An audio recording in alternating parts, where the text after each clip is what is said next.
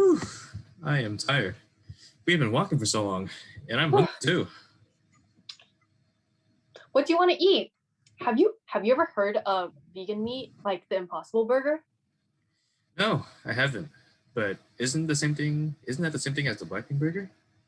No way. Nowadays, vegan meat just tastes like real meat. Okay, sure.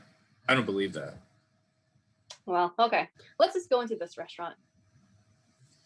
Burger Shack? Sure, let's go in. Hi, welcome to Burger Shack. Yay, can't wait for some juicy burgers.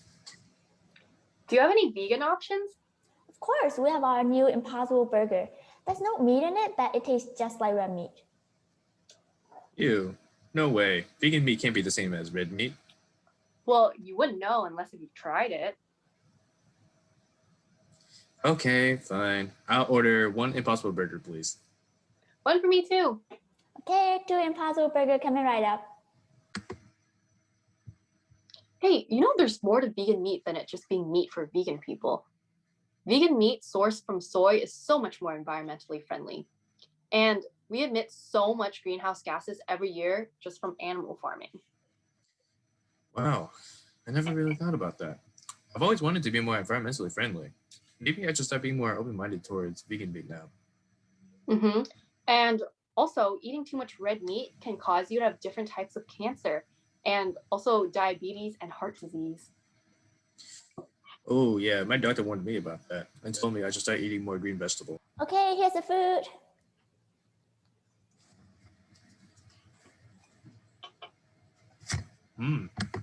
Wow, this tastes just like a regular burger. How did you do this? Well, the secret ingredient is heme. Heme give the meat that meaty flavor. We actually source the heme from soy plant.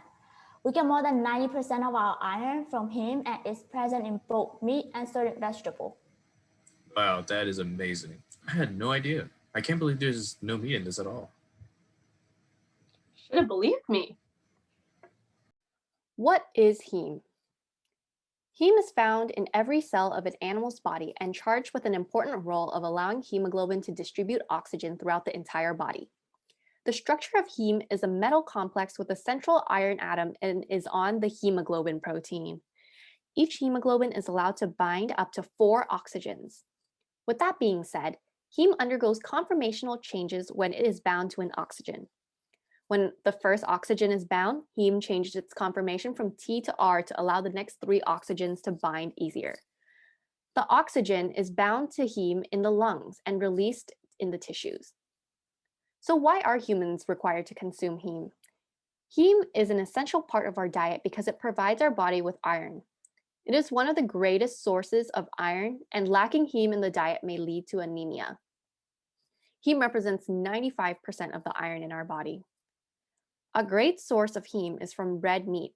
However, high intakes of heme are connected to increased risk of certain types of cancers, heart disease, and diabetes. Although red meat contains the most heme in one food, people can also opt to eat green vegetables as they also contain heme but in lower amounts. People receiving heme from vegetables are likely to reduce their risk of colorectal, gastrointestinal, pancreatic, lung, and endometrial cancers, and diabetes and heart disease. Even with all these risks, people still like their red meat for its savory and delicious taste. Therefore, creating vegan meat seems like a great idea. Do you know why the meat is red, or what the juice of red meat is? Well, you might be thinking it is due to red blood cell and black, but in fact, it is due to a protein called myoglobin. Myoglobin has a similar function as hemoglobin, but there are structural differences between the two. Myoglobin has one subunit with one heme that delivers oxygen, while hemoglobin has 4 subunits with 4 heme that work together to deliver oxygen. They also have different workplaces. Myoglobin only delivers oxygen in muscle, while hemoglobin delivers oxygen through the bloodstream. Now you might be wondering why our blood and muscle appears red.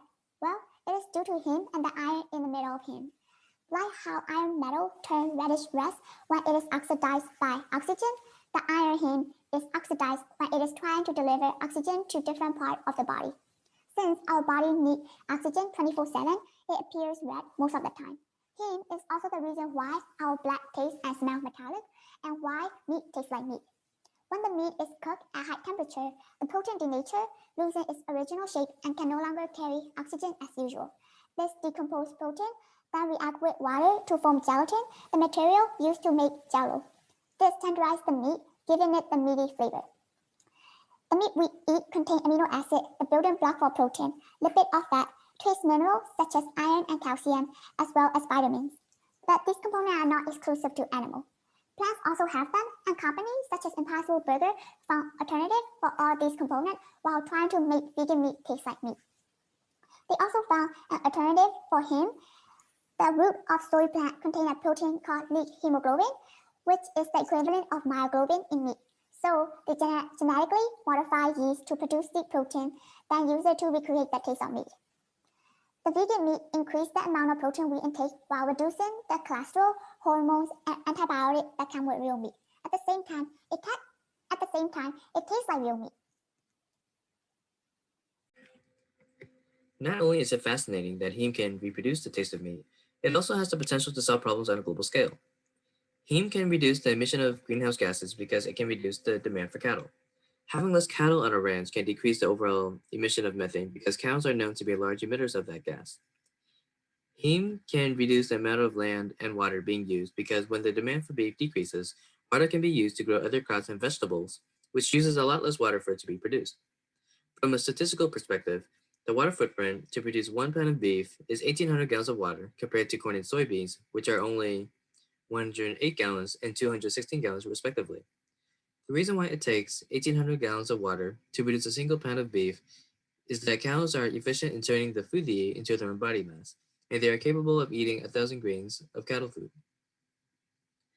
The problem worsens when there are over 1 million cows being raised and that a lot of water is used to make the cattle feed to feed them. This decreased demand for cows would then decrease the need for land used for cattle ranching. On the same note of cattle ranching, this can also help reduce the deforestation of the Amazon rainforest for the same reason. Every year, 5,800 square kilometers of the rainforest are cleared for cattle ranching, and it is known that this is a major factor in the destruction of this rainforest. Heme can also meet the demand for meat while making the supply sustainable and not strain valuable resources.